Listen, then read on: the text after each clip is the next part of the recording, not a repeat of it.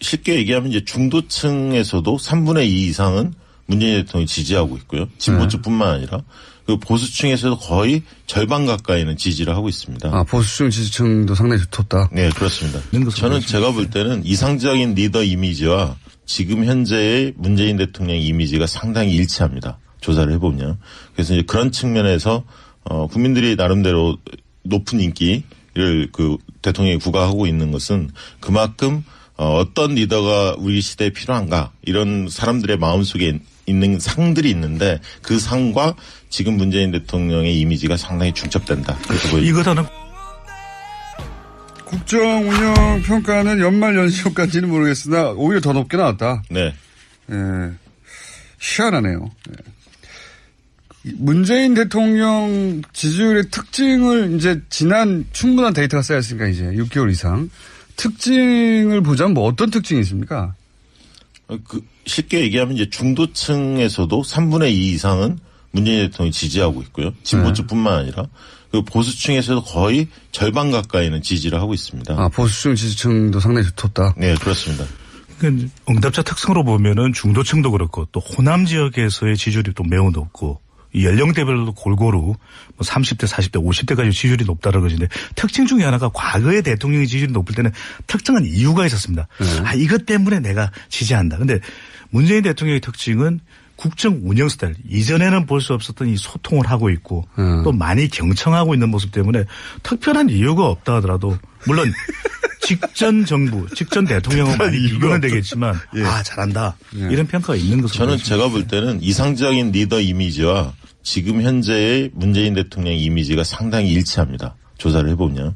그래서 이제 그런 측면에서 국민들이 나름대로 높은 인기를 그 대통령이 구가하고 있는 것은 그만큼 어떤 리더가 우리 시대에 필요한가 이런 사람들의 마음속에 있는 상들이 있는데 그 상과 지금 문재인 대통령의 이미지가 상당히 중첩된다. 그렇게 보입니다. 이거다는 꼭 말씀드리고 싶은데 이 일반인들이 대통령의 전화를 받았을 때 굉장히 놀래거든요. 근데 그 감동도 굉장히 진할 수밖에 없는 것이 일본의 이 오부치 총리가 오부치 대화 전화라고 해서 큰 감동을 불러일으켰는데 문재인 대통령이 직접 국민들에게 전화를 해서 소통하는 그런 모습들이 다른 통화가 되지 않았던 국민들조차도 감동을 받을 수밖에 없는 것이거든요. 깜짝 놀랄 수 있는 겁니다.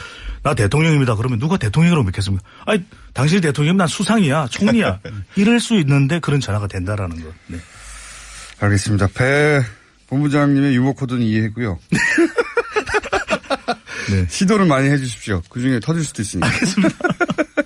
어쨌든 특정 이슈 때문에 지지한다라기보다는 그 스타일 자체 또는 뭐 시대에 맞는 상을 가지고 있는 거군요. 그렇죠. 네. 그리고 추진하는 방향 자체에 대한 적절하다. 왜냐하면 적폐청산에 대한 공감도도 높지 않습니까? 실제로 해보면. 이러면 참 야당이 답답해지는 겁니다. 그렇죠. 예. 반면에 야당은 좀 죽을 쓰고 있고요. 예. 그러니까 이러면 특정 이슈를 공략한다든가 특정 인기 요인을 공략하면 되는데 참 곤란해지는 상황이고요.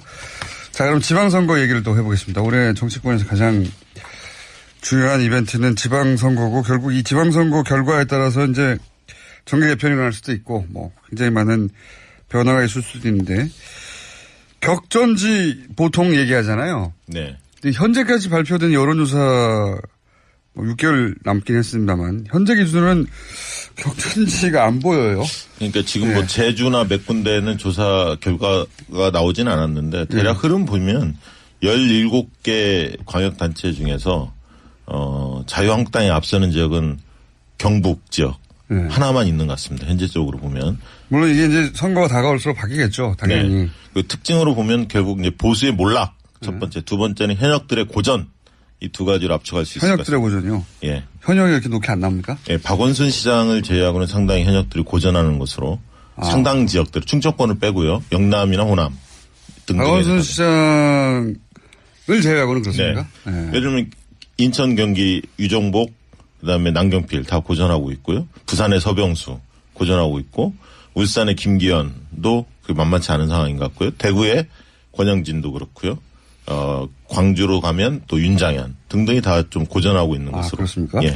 전통적으로 보면 이제 현역 단체장의 현직 효과도 있는 반면에 피로감도 크거든요. 그러니까 뭐 단체장을 좀 바꿔보자 이런 심리가 또 많이 작동을 하고 있기는 한데 선거에서 지금 일종의 기울어진 운동장 여당에게 상당히 유리한 구도가 쏟아져 나온 신년 여론조사에 나타난 이유는 선거에 결정적인 영향을 미치는 게 세 가지입니다. 하나는 이제 지지율, 대통령과 정당의 지지율, 또 구도, 그다음에 후보인데 여기서 대통령의 지지율도 상당히 높거든요. 후광 효과가 나타나고 있고 또 정당 지지율도 더불어민주당이 거의 단독 질주를 하고 있고 근데 구도인데 지금 뚜렷한 구도가 보이지는 않거든요. 2010년에 무상급식, 2014년에 세월호 사고, 국민안전. 근데 또 곰곰이 따져보면 지난해에 이은 구도가 계속 연결되고 있거든요. 탄핵 국면 구도. 그다음에 적폐청산 전선. 예, 야당으로서는 수를 써보기가 굉장히 힘든 후보 경쟁력만으로 버텨야 되는데 마땅한 또 인물이 없다라는 것이 야당의 큰 고민이 되는 것이죠. 그렇죠. 그러니까 지금 고민은 그 지점입니다. 그러니까 심판론이 통하지 않을 것 같다. 이런 거죠. 정권 심판론. 예, 그런데 항상 견제로는 일정 정도 먹힌 측면이 있습니다. 과거의 지방선거. 특정 정당이 독식하는 구조에 대해서 국민들이 약간 거부감을 갖는 게 있거든요. 보통 그렇죠. 예. 네, 견제 심리가. 그래서 그러면 야당이 지금 국면에서 어떻게 활로를 찾을까? 저는 뭐 심판론보다는 실제로 읍소론, 동정론, 견제론. 우리도 좀 살려달라. 네, 제발 싹쓸이만 막아달라. 이런 그거 거 의외로 통합니다. 의외로 통합니다. 그리고 선거 실제로 한 달 사이에 뒤엎어진 경우가 많거든요. 2012년 총선도 그렇고 16년 총선도 마찬가지로. 이루 말할 수 없이 많은 사례가 있죠. 예, 막판이 지워지는 거. 그리고 1대1 구도로 만들려고 굉장히 노력을 할 겁니다. 일부 지역에서 자유한국당과 통합되는 정당 간에 후보 단일화를 한다든가 이런 식으로 해서 뭔가 막판 뒤집기를 시도할 것으로 보여지는데 그러나 지금 흐름으로 본다면 상당히 역부족이다. 저는 그렇게 보여집니다. 왜냐하면 대통령의 초강세 지지 속에서 집권 1년 만에 치러지는 선거거든요. 이번 선거가. 그렇기 때문에. 딱 1년만 되는 거죠. 그렇죠. 6월이면. 그렇기 때문에 야당에서 여러 가지 노력은 하겠습니다만 여당에서 실수를 하지 않나. 물론 이제 방심하면 반드시 반격이 올 수 있습니다. 방심하거나 오만하면 되치기를 당하지만 그런 것들이 없이 잘 관리만 한다면 이번 지방선거는 상당히 여당한테 유리한 선거다. 그렇게 보여집니다. 그래서 뭐 자유한국당을 비롯해서 이제 야당에서는 무당성 비율이 상당히 높지 않느냐. 그러니까 이들이 지난 이전에 지방선거에서 봤던 숨은 표다. 결국 투표율이 가까워지면 우리에게 올 것이다. 근데 여기서 이제 중요한 것이 그런 변수가 작동이 돼야 되거든요. 그만큼 그런 숨은 표를 끌어올 수 있는 경쟁력 있는 후보가 나설 수 있냐. 후보도 보면 뭐 비빌 언덕이 있어야 되거든요. 당선 가능성이 높다. 그럼 나 출마할게. 이렇게 되는데 그래서 지금 중요한 것이 이 자유한국당을 비롯해서 야당 통합 신당이라고 우리가 이야기를 하지 않습니까? 과연 이 효과가 얼마만큼 야근해서 좀 불러 일으켜질 수 있는지. 국민의당과 바른정당의 통합이 될 거라고 전제하고 그 이름은 아직 정해지지 않았지만 통합 정당. 그 정당이 이제 원래 통합 이름이 정해지기 전에는 통합신당이라고 보통 불러요. 네. 통합신당이라고 부른 다음에 여론조사를 하면 통합신당은 언제나 여론조사에 높게 나옵니다. 네. 역사적으로도. 네이밍 효과죠. 네. 통합신당 좋잖아요, 느낌이. 네네. 통합도 되고 새로운 거야. 그리고 뭐 상처 없이 온전히 통합되는 느낌도 들고요. 네. 그렇긴 한데 그래서 이제 온전한 여론조사 결과라고 볼 수는 없긴 하나 뭐 이름도 정해야 할 것이고 그 사이에 이제 떨어져 나가는 사람들도 나오고 뭐 이러면서 상처를 입고 주저앉게 되는 게 보통의 이제 신당의 모습이긴 한데 그걸 감안하고서 이 새로운 당이 이 판세에 미칠 영향은 뭘까요?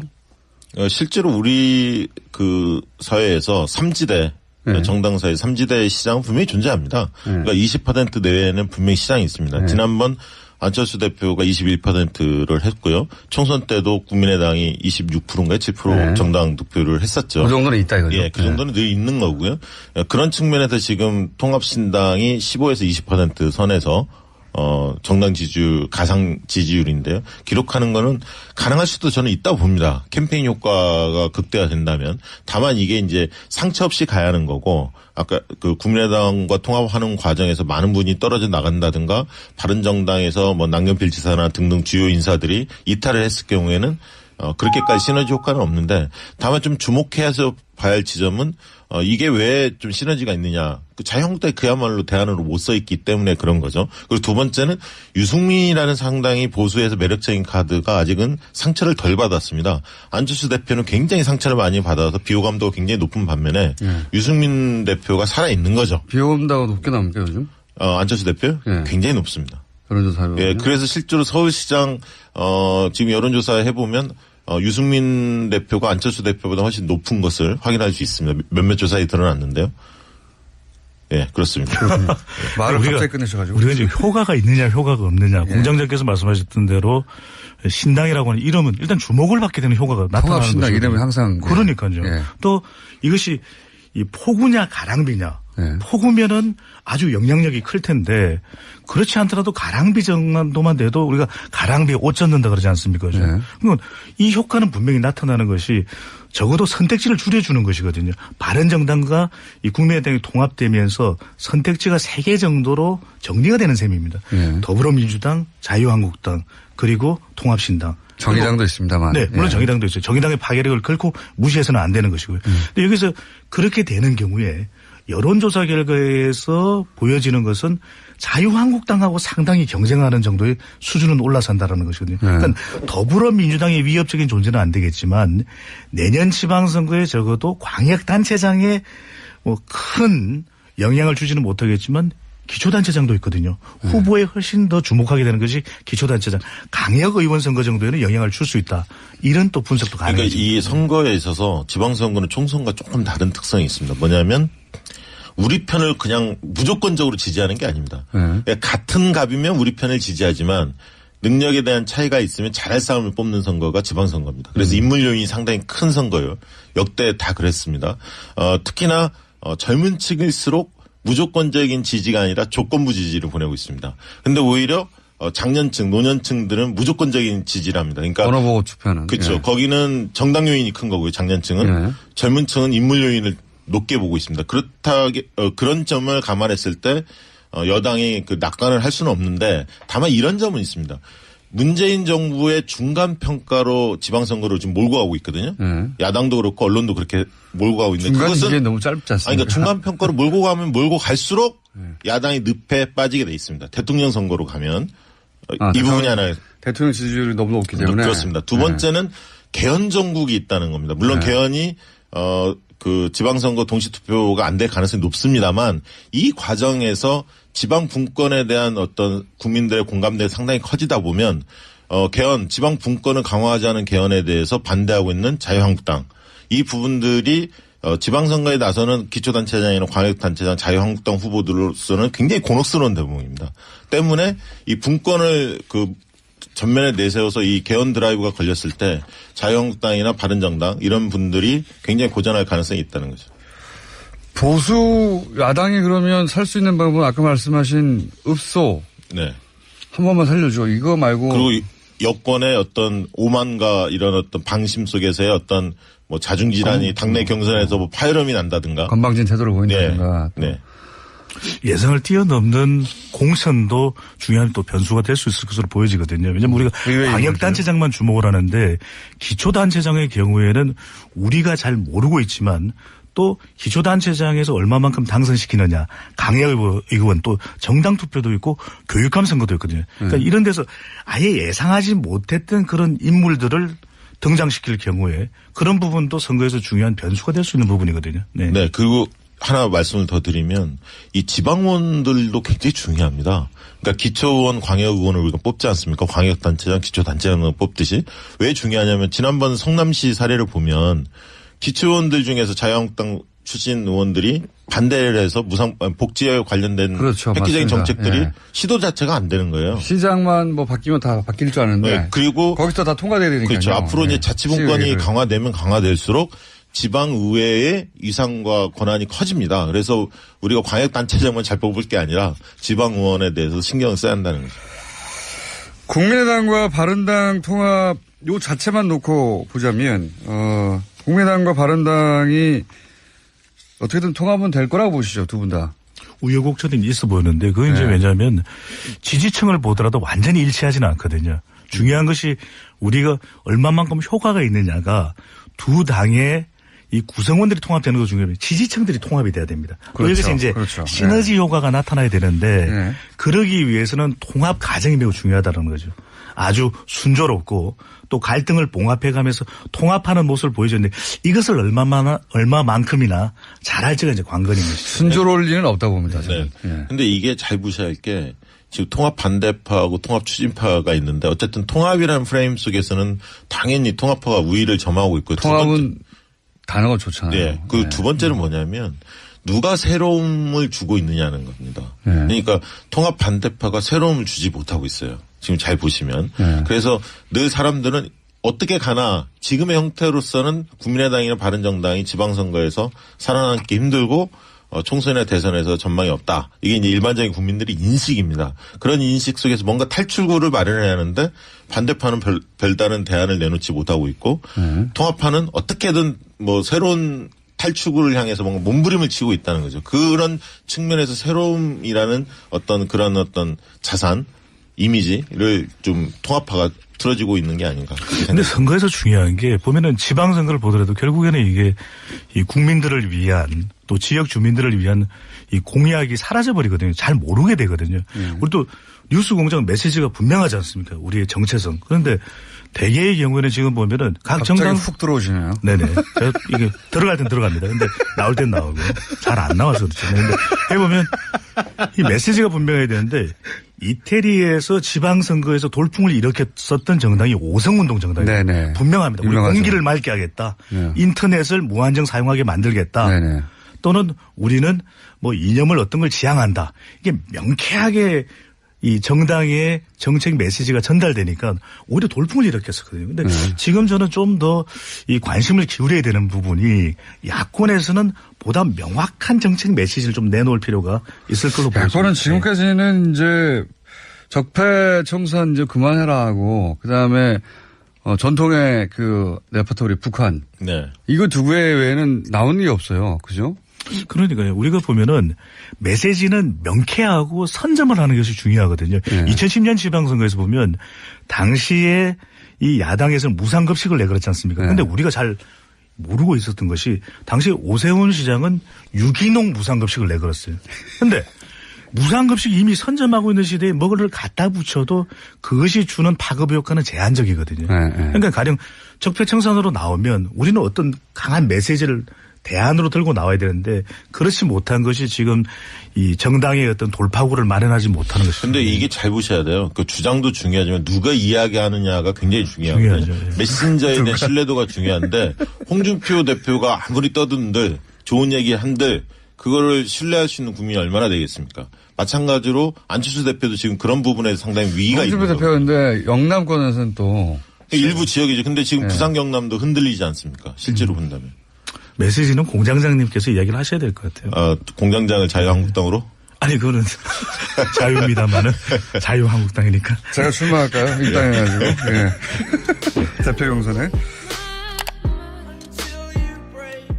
단체 중에서 자유한국당이 앞서는 지역은 경북 지역 네. 하나만 있는 것 같습니다. 현재적으로 보면. 물론 이게 이제 선거가 다가올수록 바뀌겠죠. 당연히. 네. 그 특징으로 보면 결국 이제 보수의 몰락 첫 번째, 두 번째는 현역들의 고전 이 두 가지로 압축할 수 있을 것 현역들의 같습니다. 고전이요. 예. 현역이 이렇게 높게 안 납니까? 예, 박원순 시장을 제외하고는 상당히 현역들이 고전하는 것으로 상당 지역들 충청권을 빼고요. 영남이나 호남 등등에 박원순 시장을 제외하고는 그렇습니까? 네. 네. 예를 들면 인천, 경기, 유정복, 그다음에 남경필 다 고전하고 있고요. 부산의 서병수 고전하고 있고 울산의 김기현도 그 만만치 않은 상황인 것 같고요. 대구의 권영진도 그렇고요. 광주로 가면 또 윤장현 등등이 다 좀 고전하고 있는 것으로. 그렇습니까? 예. 전통적으로 보면 이제 현역 단체장의 현직 효과도 있는 반면에 피로감도 크거든요. 그러니까 뭐 단체장을 좀 바꿔보자 이런 심리가 또 많이 작동을 하고 있기는 한데 선거에서 지금 일종의 기울어진 운동장 여당에게 상당히 유리한 구도가 쏟아져 나온 신년 여론조사에 나타난 이유는 선거에 결정적인 영향을 미치는 게 세 가지입니다. 하나는 이제 지지율, 대통령과 정당의 지지율, 또 구도, 그다음에 후보인데 여기서 대통령의 지지율도 상당히 높거든요. 후광 효과가 나타나고 있고 또 정당 지지율도 더불어민주당이 거의 단독 질주를 하고 있고 근데 구도인데 지금 뚜렷한 구도가 보이지는 않거든요. 2010년에 무상급식, 2014년에 세월호 사고, 국민안전. 근데 또 곰곰이 따져보면 지난해에 이은 구도가 계속 연결되고 있거든요. 탄핵 국면 구도. 네. 그다음에 적폐청산 전선. 예, 야당으로서는 수를 써보기가 굉장히 힘든 후보 경쟁력만으로 버텨야 되는데 마땅한 또 인물이 없다라는 것이 야당의 큰 고민이 되는 것이죠. 그렇죠. 그러니까 지금 고민은 그 지점입니다. 그러니까 심판론이 통하지 않을 것 같다. 이런 거죠. 정권 심판론. 예, 그런데 항상 견제로는 일정 정도 먹힌 측면이 있습니다. 과거의 지방선거. 특정 정당이 독식하는 구조에 대해서 국민들이 약간 거부감을 갖는 게 있거든요. 보통 그렇죠. 예. 네, 견제 심리가. 그래서 그러면 야당이 지금 국면에서 어떻게 활로를 찾을까? 저는 뭐 심판론보다는 실제로 읍소론, 동정론, 견제론. 우리도 좀 살려달라. 네, 제발 싹쓸이만 막아달라. 이런 그거 거 의외로 통합니다. 의외로 통합니다. 그리고 네. 선거 실제로 한 달 사이에 뒤엎어진 경우가 많거든요. 2012년 총선도 그렇고 16년 총선도 마찬가지로. 이루 말할 수 없이 많은 사례가 있죠. 예, 막판에 뒤집어지는 거. 그리고 1대1 구도로 만들려고 굉장히 노력을 할 겁니다. 일부 지역에서 자유한국당과 통합되는 정당 간에 후보 단일화를 한다든가 이런 식으로 해서 뭔가 대통령으로 믿겠습니다. 아니, 당신 대통령은 난 수상이야, 총리야. 이럴 수 있는데 그런 전화가 된다라는 것. 네. 알겠습니다. 배 본부장님의 유머 코드는 이해했고요. 네. 시도를 많이 해 주십시오. 그중에 터질 수도 있으니까. 알겠습니다. 어쨌든 특정 이슈 때문에 지지한다라기보다는 그 스타일 자체 또는 뭐 시대에 맞는 상을 가지고 있는 거군요. 그렇죠. 네. 그리고 추진하는 방향 자체에 대한 적절하다. 왜냐하면 적폐청산에 대한 공감도도 높지 않습니까? 실제로 해보면. 이러면 참 야당이 답답해지는 겁니다. 그렇죠. 예. 반면에 야당은 좀 죽을 쓰고 있고요. 예. 그러니까 이러면 특정 이슈를 공략한다든가 특정 인기 요인을 공략하면 되는데 참 곤란해지는 상황이고요. 자, 그럼 지방선거 얘기를 또 해보겠습니다. 올해 정치권에서 가장 중요한 이벤트는 지방선거고 결국 이 지방선거 결과에 따라서 이제 정계 개편이 일어날 수도 있고 뭐 굉장히 많은 변화가 있을 수도 있는데 격전지 보통 얘기하잖아요. 네. 근데 현재까지 발표된 여론조사 뭐 6개월 남긴 했습니다만 현재 기준으로는 격전지가 안 보여요. 그러니까 지금 뭐 제주나 몇 군데는 조사 결과가 나오진 않았는데 대략 흐름 보면 17개 지지율이 또 매우 높고 이 연령대별로 골고루 뭐 30대, 40대, 50대까지 지지율이 높다는 것인데 특징 중에 하나가 과거의 대통령의 지지율이 높을 때는 특정한 이유가 있었습니다. 이것 때문에 내가 지지한다. 근데 문재인 대통령의 특징은 국정 운영 스타일. 이전에는 볼 수 없었던 이 소통을 하고 있고 또 많이 경청하고 있는 모습 때문에 특별한 이유가 없다 하더라도 물론 직전 정부, 직전 대통령은 많이 비교는 되겠지만 잘한다. 이런 평가가 있는 것으로 저는 보여집니다. 제가 볼 때는 이상적인 리더 이미지와 지금 현재의 문재인 대통령 이미지가 상당히 일치합니다. 조사를 해보면. 그래서 이제 그런 측면에서 국민들이 나름대로 높은 인기를 그 대통령이 구가하고 있는 것은 그만큼 어떤 리더가 우리 시대에 필요한가 이런 사람들의 마음속에 있는 상들이 있는데 그 상과 지금 문재인 대통령의 이미지가 상당히 중첩된다. 그래서 보입니다. 이것 하나 꼭 말씀드리고 싶은데 이 일반인들이 대통령의 전화를 받았을 때 굉장히 놀래거든요. 근데 그 감동도 굉장히 진할 수밖에 없는 것이 일본의 이 오부치 총리가 오부치 대화 전화라고 해서 큰 감동을 불러일으켰었는데 문재인 대통령이 직접 국민들에게 전화를 해서 소통하는 그런 모습들이 다른 통화가 되지 않았던 국민들조차도 감동을 받을 수밖에 없는 것이거든요. 깜짝 놀랄 수 있는 겁니다. 나 대통령입니다. 그러면 누가 쉽게 얘기하면 이제 중도층에서도 3분의 2 이상은 문재인 대통령이 지지하고 있고요. 진보층뿐만 아니라 그 보수층에서도 거의 절반 가까이는 지지를 하고 있습니다. 아, 보수층 지지층도 상당히 두텁다. 네, 그렇습니다. 저는 제가 볼 때는 이상적인 리더 이미지와 지금 현재의 문재인 대통령 이미지가 상당히 일치합니다. 조사를 해보면. 그래서 이제 그런 측면에서 국민들이 나름대로 높은 인기를 그 대통령이 구가하고 있는 것은 그만큼 어떤 리더가 우리 시대에 필요한가 이런 사람들의 마음속에 있는 상들이 있는데 그 상과 지금 문재인 대통령의 이미지가 상당히 중첩된다. 그래서 이것 하나 국정 운영 평가는 연말 연시효까지는 모르겠으나 오히려 더 높게 나왔다. 네. 예. 희한하네요. 예. 문재인 대통령 지지율의 특징을 이제 지난 충분한 데이터가 쌓였으니까 이제 6개월 이상 특징을 보자면 뭐 어떤 특징이 있습니까?